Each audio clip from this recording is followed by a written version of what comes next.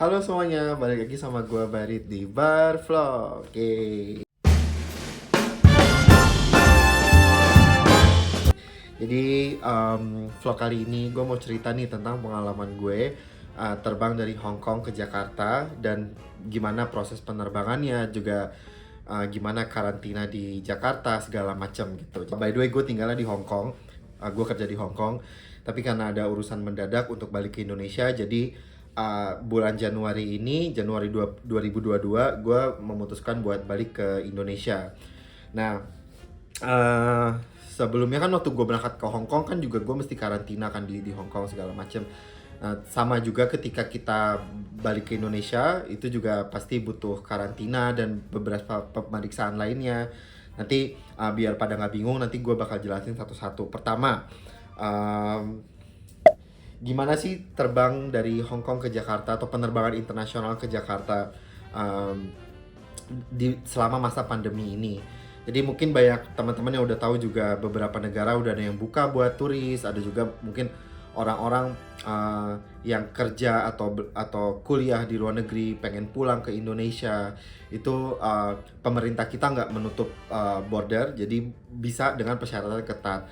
Jadi buat yang mau balik ke Indonesia emang perlu banget buat sering-sering ngecek website imigrasi, sama juga mungkin bisa tanya ke kedutaan besar setempat untuk menanyakan persyaratan ketika pulang ke Indonesia. Untuk persyaratan pulang ke Indonesia, pertama itu dibagi dua nih persyaratannya, antara kamu WNA atau WNI, dan yang kedua adalah tergantung dari negara berasalnya kamu gitu. Jadi misalnya kalau kita dari beberapa negara yang dianggap memiliki kasus Omicron yang lebih banyak gitu, nanti mungkin persyaratannya agak berbeda. Jadi berbeda di masa karantinanya aja sih sebenarnya. Persyaratan yang pertama adalah kamu udah mesti divaksin, jadi harus punya sertifikat vaksin. Kalau misalnya vaksinnya di Indonesia itu nggak terlalu masalah, tapi kalau misalnya vaksinnya di luar negeri, kalau kayak gue kan vaksinnya di Hong Kong itu pakai vaksinnya BioNTech atau Pfizer. Jadi mesti diregistrasi dulu ke websitenya Kemenkes. Jadi nanti tim dari Kemenkes bakal verifikasi. Nanti kalau emang dirasa cocok dan diakui di Indonesia, nanti bakal ada pernyataannya bahwa kita udah divaksin gitu. Nah, yang kedua adalah harus negatif COVID dengan menyertakan tes PCR. Jadi tes PCR ini nggak ada peraturan tertentu sih harus dites di lab mana atau apalagi persyaratan. Yang penting di laboratorium atau di rumah sakit gitu, dan maksimal 72 jam sebelum keberangkatan atau 3 hari. Yang ketiga adalah kita harus reservasi hotel karantina semasa karantina kita. Nanti ada websitenya gitu, nanti gue cantumin linknya di bawah untuk website buat karantinanya. Nanti kita bisa pilih hotelnya di situ, dan juga untuk booking itu tinggal hubungin aja salesnya atau tim marketing dari hotel masing-masing. Jadi bisa kalau mau tanya-tanya atau kalau mau nego-nego masalah makanan atau apa, itu bisa hubungin ke tim sales dari hotel masing-masingnya gitu. Terus ada yang pasti pada bingung nih, oh bukan ada Wisma Atlet ya gitu ya. Terus kalau karantina yang di hotel gini dibayarin pemerintah atau gimana? Jawabannya adalah bayar sendiri. Kalau di Wisma Atlet untuk peraturan yang terbaru adalah itu hanya untuk pekerja migran Indonesia (PMI) dan pelajar atau mungkin PNS juga yang punya dinas di luar negeri. Jadi untuk yang di Wisma Atlet ini emang gratis, nggak bayar, tapi kita harus memenuhi kriteria tersebut. Kalau untuk yang hotel masing-masing ini disesuaikan dengan budget masing-masing. Range-nya ada banyak sih, mulai dari yang di kisaran 5 juta untuk 7 hari sampai yang 20 jutaan juga ada buat 7 hari. Jadi tergantung budget gitu ya. Oke. Tadi kan syaratnya ya. Terus gue berangkat dari Hong Kong nih. Kondisi bandara di sana gimana? Kondisinya sih sepi banget ya. Kayak ya udah bisa ketebak sih, selama masa pandemi kan pasti sangat sepi sekali. Waktu gue datang itu kebetulan cuma 2 maskapai nih yang buka check-in di daerah di tempat terminal gue. Ngantri banget, berhubung mungkin lagi high season kali ya, sebelum Imlek kan, sebelum Chinese New Year, jadi ngantrinya tuh panjang banget. Dan kebetulan pesawat yang gue naikin itu okupansinya rada full gitu, jadi ada kali ngantrinya mungkin sekitar setengah jam maybe. Terus tapi pas check in prosesnya cepat aja, kita tinggal nunjukin dokumennya, paspor segala macam.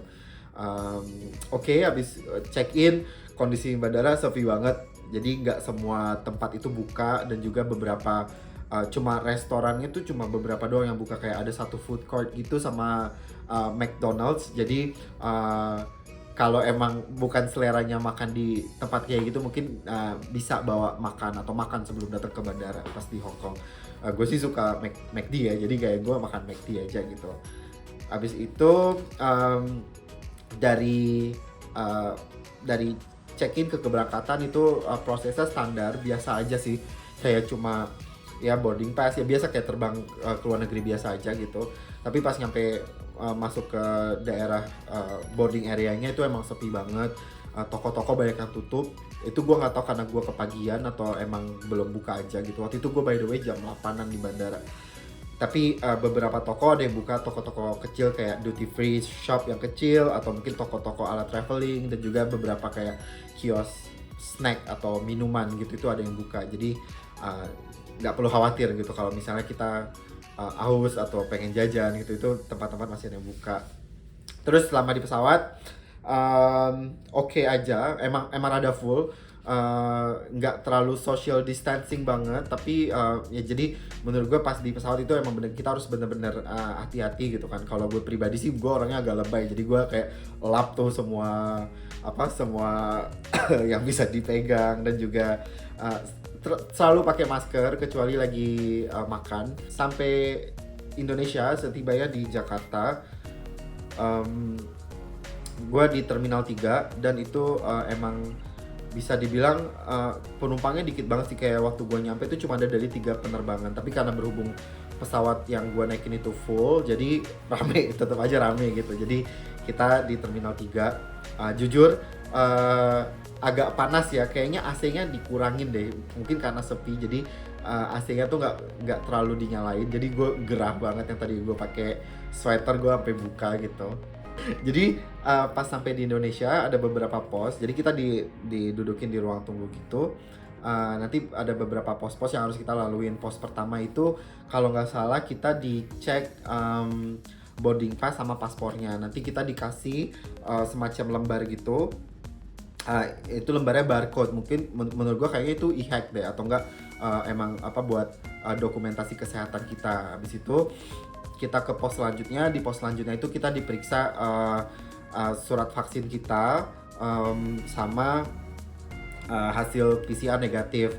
Udah gitu nanti pos selanjutnya adalah kita di PCR test. Jadi ada PCR test di bandara, setiba di bandara. Setelah di PCR kita langsung ke imigrasi. Di imigrasi proses seperti biasa, ambil barang, udah. Untuk PCR sendiri kita nggak perlu nunggu sampai hasilnya selesai, karena hasilnya bakal dikabarin pas kita lagi karantina di hotel. Oke, jadi sampai keluar imigrasi, ambil bagasi, akhirnya kita sampai di ruang kedatangan. Di ruang kedatangan kita nggak bisa main kabur aja, karena kita harus ketemu sama PIC dari hotelnya. Jadi emang nggak terpusat gitu. Jadi kayak kita keluar, ada baiknya kita nanya gitu, ini saya karantina di hotel ini gitu, atau saya karantina di hotel itu gitu. Jadi petugasnya bisa ngarahin kita harus kemana gitu. Buat yang nginepnya di Wisma Atlet itu antriannya bercabang. Jadi kalau Wisma Atlet kayaknya langsung verifikasi atau langsung naik bis gitu. Sementara kalau yang nginep di hotel itu kendaraannya satu orang satu kendaraan, jadi masing-masing gitu. Setelah kita ketemu sama petugas PIC dari hotelnya, nanti kita dimintain dokumen check-in gitu, check-in paspor kita. By the way, paspornya kita bakal dititipin ke petugas hotelnya. Nanti baru bisa diambil lagi pas kita selesai karantina. Jadi mungkin itu seperti supaya menjamin kita nggak kemana-mana gitu ya. Minum dulu. Habis isi data diri, kita dikasih lembar, 2 lembar gitu untuk makanan. Kita mau pilih menu makanannya. Jadi untuk hotel-hotel karantina yang mandiri, kita bisa pilih menu makanan makan siang dan makan malamnya. Jadi sesuai selera. Biasanya itu pilihannya antara Western atau Indonesian atau Asian. Ada juga kalau hotelnya yang lebih banyak pilihannya, mereka ada pilihan kayak Indian food, vegan segala macam. Tapi kalau misalnya kita punya restriction tertentu, kita tinggal bilang aja PIC-nya, biasanya hotelnya bakal mengakomodir. Oke, setelah isi data diri dan isi preferensi makanan, kita bakal diantar ke daerah tunggu untuk kendaraan jemputan. Jadi ini lagi-lagi yang arrange itu adalah hotelnya. Untuk beberapa hotel mereka punya supir pribadi yang bakal ngejemput kita, atau bisa juga itu pakai taksi yang udah dipesan sebelumnya sama hotelnya. Selama perjalanan gue ngantuk banget, jadi gue tidur di jalan. Karena menurut gue prosesnya sebenarnya simple tapi agak lama gitu. Gue nyampe, misalnya gue landing di Jakarta tuh jam 1, itu baru naik mobil itu jam 4 gitu kan. Terus mana gue ada meeting jam 5-nya gitu. Jadi kayak gue cuma mau istirahat aja gitu. Sampai di hotel, by the way, buat yang mau tahu gue karantina di mana, gue juga cantumin linknya di bawah sini. By the way, gue nginepnya di daerah Gatot Subroto, Jakarta Selatan. Ini gue pilih karena mungkin gue familiar sama daerahnya kali ya. Dan juga, by the way, untuk hotel yang gue inepin ini, karantina ini, itu harganya itu di 8,5 juta untuk 6 hari 7 malam. Jadi kita 7 hari itu maksudnya 6 hari 7 malam. Sebenarnya bukan 7 hari ya, harusnya jadi 7 malam itu. Karena gue hari Minggu dan gue bakal keluar dari karantina itu hari Sabtu gitu. Jadi kayak 6 hari 7 malam. Terus gimana sih? Enggak ya? 7 hari 6 malam. Ya benar, berarti 7 hari. 7 hari 6 malam. Oke, jadi untuk biayanya ini di 8,5 juta itu udah termasuk PCR. Jadi gue baru tahu ternyata PCR itu bukan gratis ya, tapi dimasukin ke biaya kita hotel gitu. Itu biaya PCR itu sekitar 500.000, berarti sisanya 8 juta itu adalah biaya untuk kita karantina di hotel ini. 8 juta itu udah termasuk makan 3 kali sehari. Terus udah termasuk juga laundry. Jadi sehari itu kita dapat jatah 5 pieces laundry. Gue bingung mau laundry apaan ya 5 pieces ya, kayak baju, celana udah cuma 2 kan harusnya, tapi kita dapat jatah itu 5 pieces. Jadi untuk ada beberapa hari yang gue nggak pakai kuota laundrynya, tapi kita nggak bisa akumulasi, jadi kayak ya udahlah gitu kan, biarin aja Angus. Sama termasuk tadi jemputan pakai mobil pakai mobil yang di arrange dari hotelnya. Nah udah proses check in di hotel itu sayangnya menurut gue proses check innya itu kurang ketat gitu loh. Jadi kita nunggu di lobby dan itu dicampur sama tamu lain yang tamu non karantina. Kalau gue sih mungkin concernnya kan kita nggak tahu, kita kan habis luar negeri gitu ya, kita nggak tahu mungkin kita aman atau enggak, masih nunggu hasil PCR, tapi kita nunggu bareng sama penumpang lain, tamu lain gitu. Gue agak concern kalau gue jadi tamu yang lain itu gitu masalahnya. Tapi oke, gue sih sadar diri aja. Jadi pas gue nunggu, gue agak misah gitu, gue duduknya sendiri. Tapi udah sih, untuk proses check-in sama aja sih kayak check-in pada umumnya. Cuma nanti bakal dijelasin kayak beberapa peraturannya. Dan peraturan yang gue nggak suka banget adalah kita nggak boleh pesan makan dari luar, kita nggak boleh pesan ojol, dan kita nggak boleh terima barang dari luar. Menurut gue agak gimana ya, tapi mungkin buat alasan keamanan atau mungkin alasan mungkin itu dihalangi. Masalahnya kita boleh pesan makan dari hotel, maksudnya kalau kita makanannya kurang suka atau kita pengen makan yang lebih banyak, kita bisa pesan dari restoran hotelnya atau ya semacam itu gitu. Jadi menurut gue sangat disayangkan ya. Padahal tuh gue tuh udah nggak bayangin pas pulang ke Indo tuh gue mau GoFood, GrabFood, segala makanan yang gue pengen gitu kan. Terus fasilitas di hotel kita nggak bisa pakai fasilitas umumnya, misalnya kayak gym, kolam renang, segala macam itu nggak bisa pakai. Dan ini untuk lantainya, katanya lantainya dipisah antara lantai yang buat karantina dan lantai yang buat tamu umum gitu. Untuk review kamar, menurut gue pesen kamar yang paling murah gitu kan. So far so good. Buat saran gue buat kalian yang mau pesan hotel karantina, banyak-banyak baca review, di internet atau di YouTube gitu. Banyak orang bikin video review gitu untuk hotelnya.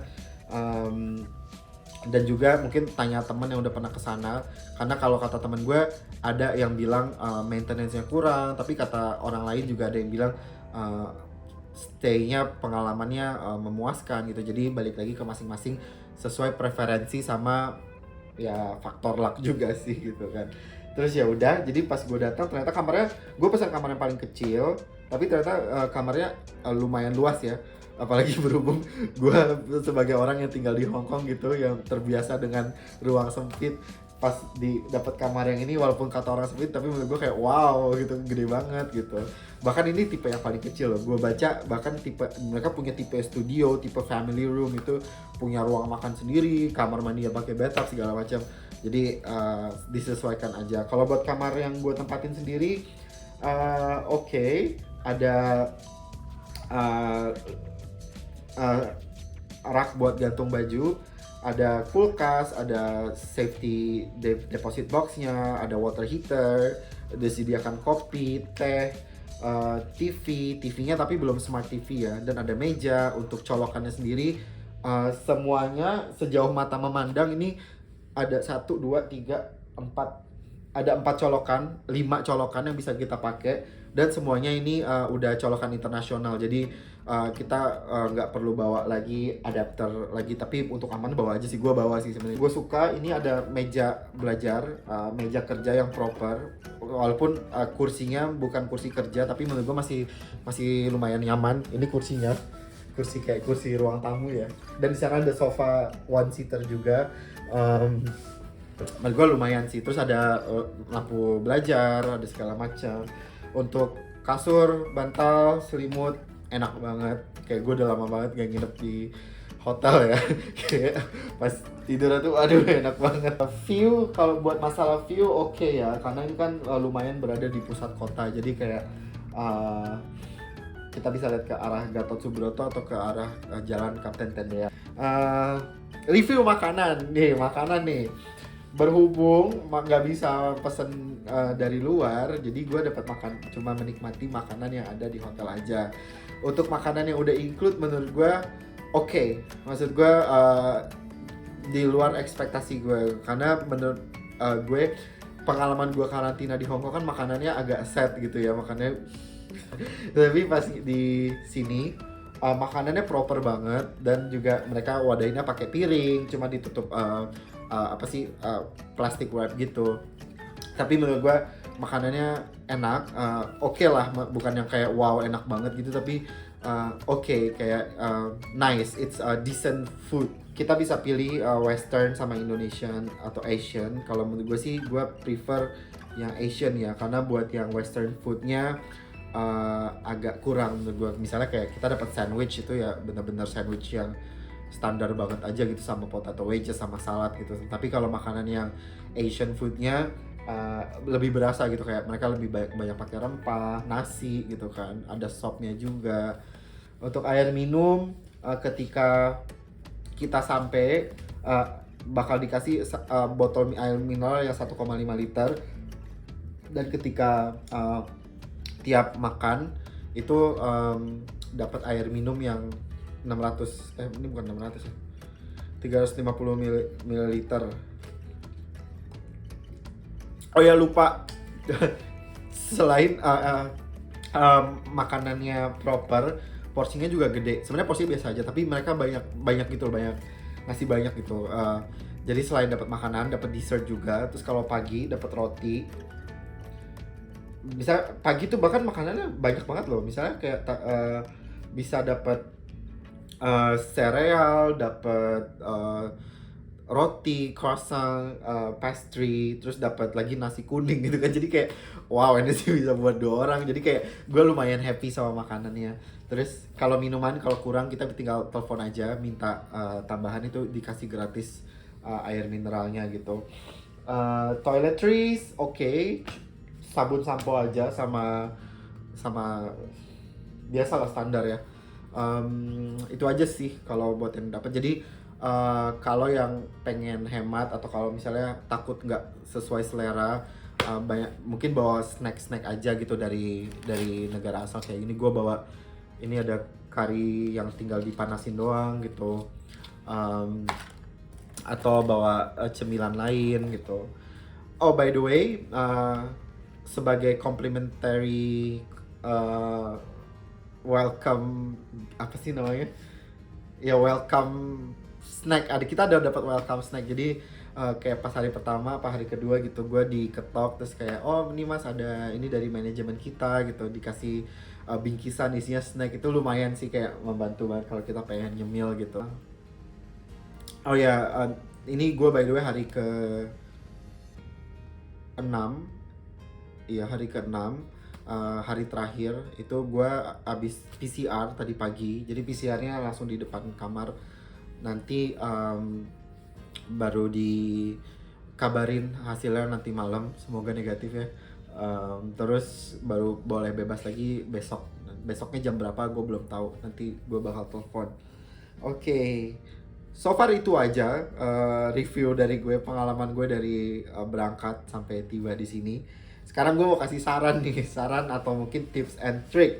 Saran menurut gue prosesnya, protokol kesehatannya harusnya bisa lebih diperketat.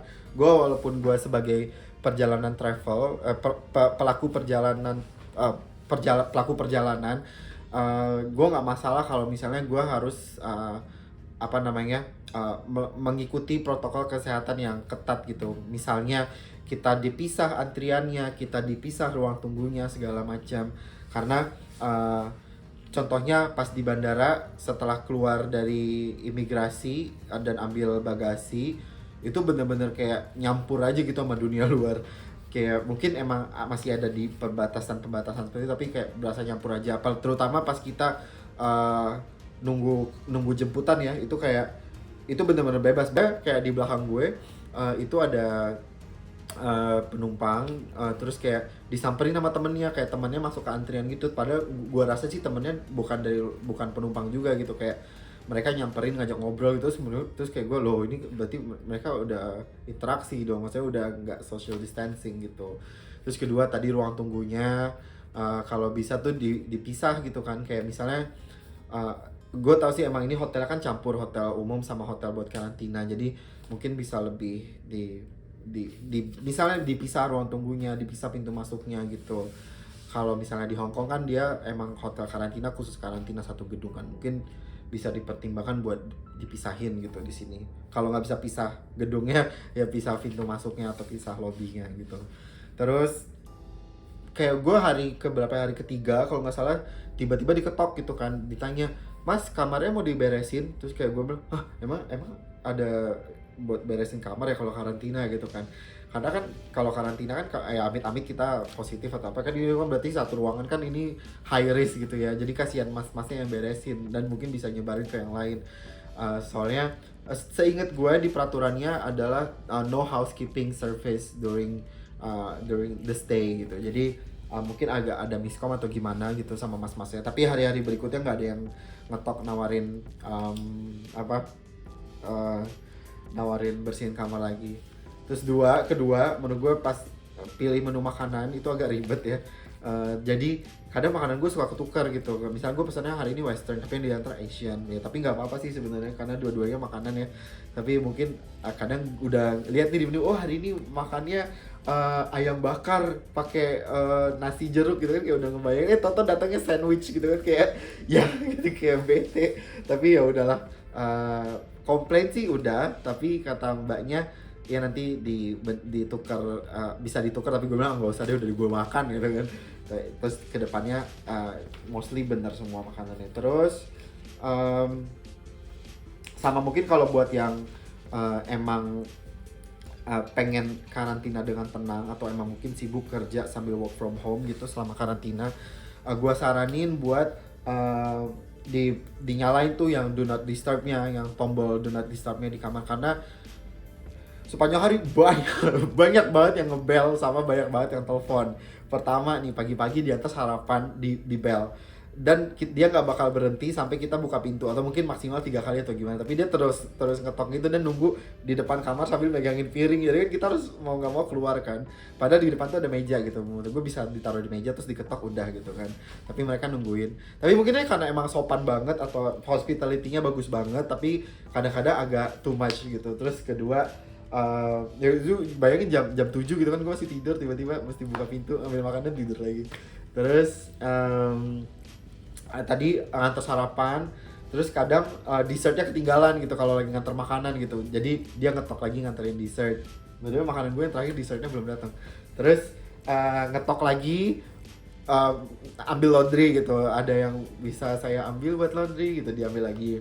Terus ngetok lagi ngasih air mineral yang 1,5 ml 1, liter itu diantar tiap hari kan, diketok tuh. Terus siang ngetok lagi ngasih makanan. Terus siang ke sore agak tenang ya, malam ngetok lagi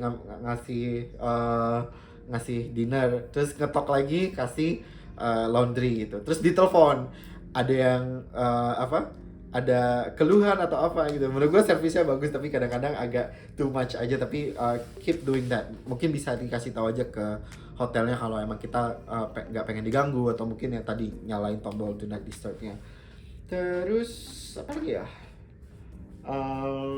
Itu aja sih. Jadi sekarang hari terakhir gue nunggu hasil PCR. Kalau misalnya negatif, amin, gue bakal cabut besok. Dan itu aja sih review dari gue. Thanks ya udah mau dengerin cerita keluh kesah gue dan review dari gue. Semoga bermanfaat. See ya.